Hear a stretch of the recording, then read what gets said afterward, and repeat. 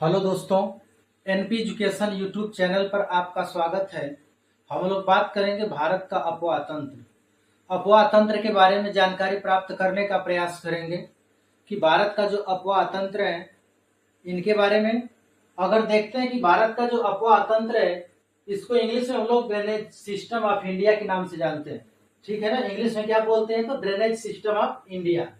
अब देखिए, भारत का जो अफवाह तंत्र है इसको दो भागों में बांटा गया है। एक जो हिमालयन अफवाह तंत्र है और जो दूसरा है प्रायद्वीपीय अफवाह तंत्र। दूसरा क्या है तो प्रायद्वीपीय अफवाह तंत्र।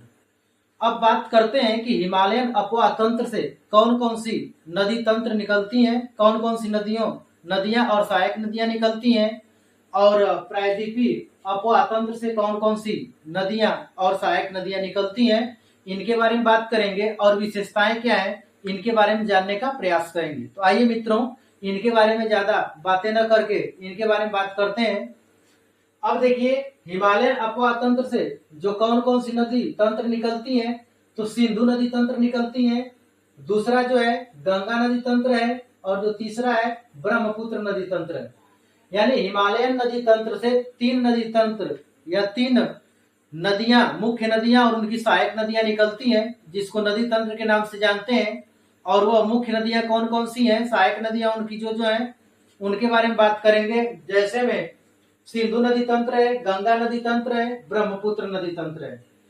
अब जो है प्रायद्वीपीय अफवाह तंत्र से कौन कौन सी नदियां निकलती हैं तो महानदी तंत्र, गोदावरी नदी तंत्र, कृष्णा नदी तंत्र, कावेरी नदी तंत्र। ठीक है ना, फिर यानी महानदी तंत्र है, गोदावरी नदी तंत्र है, कृष्णा नदी तंत्र है। अब जो है मित्रों कावेरी नदी तंत्र है, दामोदर नदी तंत्र कह सकते हैं, दामोदर नदी तंत्र है। ठीक है ना, ये सब नदियां क्या है तो प्रायद्वीपीय अफवाह तंत्र से निकलने वाली नदियां हैं। ठीक है ना, यानी हम लोग ये बात करने का प्रयास किए हैं कि हिमालयन नदी तंत्र से कौन कौन सी नदियां निकलती हैं और प्रायद्वीपीय नदी तंत्र से कौन कौन सी नदियां हैं इनके बारे में जानकारी प्राप्त कर रहे हैं। ठीक है ना, तो आइए अब जो है ये हम भारत का मैप बनाने का प्रयास किए हैं। ये उत्तर भारत का पर्वतीय प्रदेश है। ये क्या है, उत्तर भारत का पर्वतीय प्रदेश है। और ये भारत का क्या है तो प्रायद्वीपीय पठार है। ये भारत का प्रायद्वीपीय पठार है। अब इनके बारे में जो है हिमालयन अफवाह तंत्र है, हिमालय से कौन कौन सी नदियां निकलती हैं, उन नदियों की क्या क्या विशेषताएं हैं, अगर इनके बारे में बात करते हैं तो आइए इसके बारे में बात करते हैं। विशेषता की बात करते हैं। हिमालयन यानी हिमालय सबसे नया वलित पर्वत है। हिमालय क्या है तो एक नया वलित पर्वत है। और जब हिमालय नया वलित पर्वत है मित्रों, तो हम लोग कह सकते हैं कि हिमालय से जो नदियां निकलती हैं वे नदियां भी क्या कही जाएंगी तो नई नदियां कही जाएंगी। क्या कही जाएंगी तो नई नदियां कही जाएंगी। तो विशेषता के अंतर्गत हम लोग बता सकते हैं कि हिमालय से जो नदियां निकलती हैं, हिमालय जो है एक नया वलित पर्वत है, और हिमालय से जो नदियां निकलती हैं वो नदियां कैसी हैं तो नई नदियां हैं। वे नदियां कैसी हैं, नई नदियों का उदाहरण है। अब जो है अगली विशेषता के बारे में बात करते हैं। हिमालय से जो भी नदियां निकलती हैं वे नदियां युवावस्था में अपनी क्या है तो युवावस्था में है। तो अगली विशेषता हम लोग बता सकते हैं कि हिमालय से जो निकलने वाली नदियां हैं युवा अवस्था में है। किस अवस्था में है तो युवा अवस्था में है। और इन नदियां यानी ये जो नदियां हैं हिमालय से जो नदियां निकलती हैं, इन नदियों का जो वेग होता है अधिक होता है, और इनका ढाल देखा जाए तो तीव्र होता है। ठीक है ना, इन नदियों का ढाल जो होता है तो तीव्र होता है और वेग भी क्या होता है तो अधिक होता है। अब देखिए ये जो नदियां हैं सदा नीरा नदियां हैं। जो हिमालय से निकलने वाली नदियां होती हैं ये नदियां कैसी नदियां हैं तो सदा नीरा नदियां हैं। सदा नीरा किसे कहते हैं तो हम लोग कह सकते हैं कि ये जो नदियां हैं ये नदियां कभी नहीं सूखती हैं। ये नदियां क्या होती हैं, कभी नहीं सूखती हैं। अर्थात इन नदियों में जल का प्रवाह यानी ये नदियां जो है हमेशा क्या होती हैं, जल से भरी रहती हैं। ये नदियां हमेशा जल से भरी रहती हैं। तो इन नदियों को हम लोग सदा नीरा नदियां कहते हैं। क्या बोलते हैं तो सदा नीरा नदियां के नाम से जानते हैं। अगली विशेषता के बारे में बात करते हैं। तो ये नदियां जो है गहरी घाटी का निर्माण करती हैं। क्या करते हैं तो गहरी घाटी का निर्माण करती हैं। जैसे में भी आकार की घाटी तो सबसे पहले हम लोग यह जान लेते हैं कि घाटियां किसे कहते हैं, घाटी किसे कहते हैं, जिसको इंग्लिश में हम लोग वैली के नाम से जानते हैं। और जो घाटी होती है यह दो पर्वतों के बीच में जो समतल मैदान होता है वही क्या कहलाती है, तो घाटियां कहलाती है। ठीक है ना, वही क्या कहलाती है, घाटियां, घाटियां कहलाती हैं।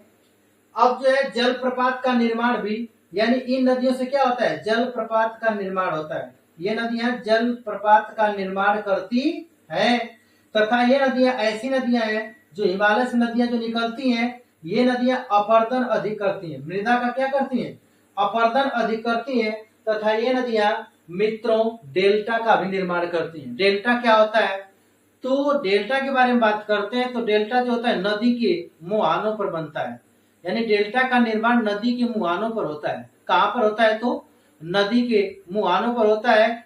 और ये जो नदियां होती हैं क्या करती हैं, मृदा का अपरदन करके एक जगह इकट्ठा कर देती हैं और जो आकृति बनता है वह आकृति एक त्रिकोण जैसा बनता है, जिसको हम लोग डेल्टा कहते हैं, जिसको हम लोग क्या बोलते हैं, तो डेल्टा बोलते हैं। तो हिमालय से जो नदियां निकलती हैं वे क्या करती हैं, तो डेल्टा का निर्माण करती हैं। क्या करती हैं, डेल्टा का निर्माण करती हैं तथा ये नदियां मित्रों हम लोग कह सकते हैं कि विसर्प का भी निर्माण करती हैं। ये नदियां क्या करती हैं, विसर्प का निर्माण करती हैं। ठीक है ना, विसर्प क्या मतलब होता है, नदियों का मोड़, नदियों का मोड़। ठीक है ना, यानी हिमालय से जो नदियां निकलती हैं, हिमालय से जो नदियां निकलती हैं वो क्या करती हैं, विसर्प का निर्माण करती हैं, अर्थात मोड़ अधिक देखने के लिए मिलते हैं।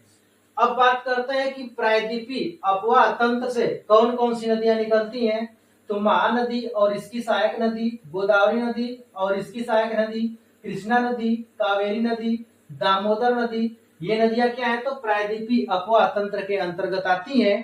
अब बात करते हैं कि प्रायद्वीपीय अपवाह तंत्र से जो नदियां निकलती हैं उनकी विशेषता क्या होती है।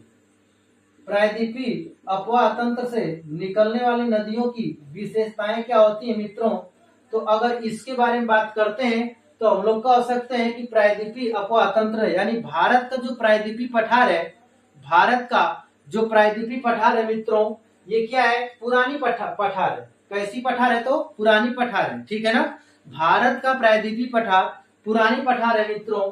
और यह यानी प्रायद्वीपीय पठार, भारत के जो प्रायद्वीपीय पठार है उसका निर्माण कैसे हुआ है, तो गोंडवाना लैंड से हुआ है।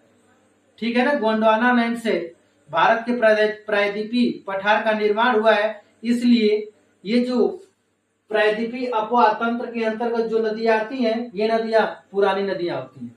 ये नदियां कैसी नदियां होती हैं, तो पुरानी नदियां होती हैं। और जब मित्रों ये पुरानी नदियां हैं तो हम लोग इसको कह सकते हैं कि ये नदियां वृद्धावस्था में है। ये नदियां अपनी क्या है, तो वृद्धावस्था में है।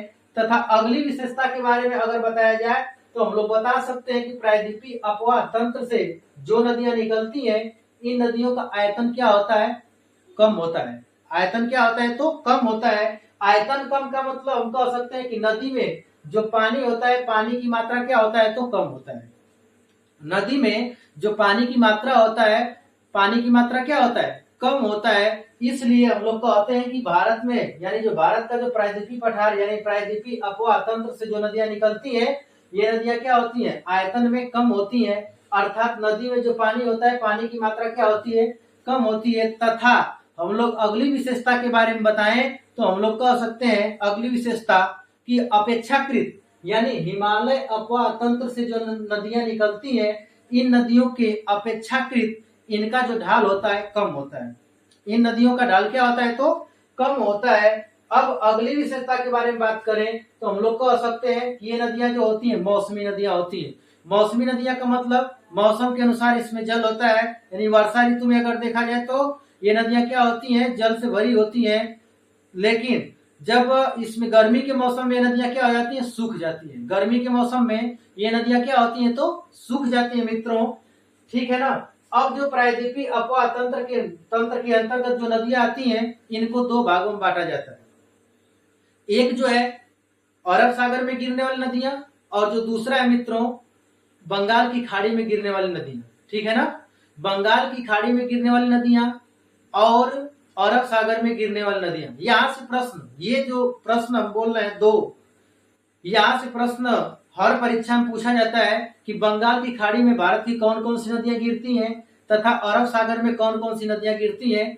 तो मित्रों अगर इसके बारे में बताएं तो हम लोग आसानी से बता सकते हैं कि बंगाल की खाड़ी में कौन सी नदियां गिरती हैं और अरब सागर में। तो अरब सागर की बात करते हैं तो अरब सागर में जो नदियां गिरती हैं, दो नदियां हैं, और वह कौन कौन सी नदियां हैं। तो एक ताप्ती नदी है और जो दूसरा है नर्मदा नदी है।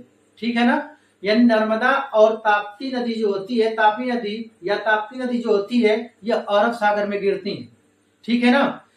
अब जो है बंगाल की खाड़ी में कौन सी नदियां गिरती हैं, तो बात करते हैं बंगाल की खाड़ी में जो नदियां गिरती हैं, महानदी गिरती है, गोदावरी नदी गिरती है, कृष्णा गिरती है, कावेरी गिरती है, दामोदर नदी गिरती है। ठीक है ना, ये नदियां क्या होती हैं, तो बंगाल की खाड़ी में गिरने वाली नदियां होती हैं।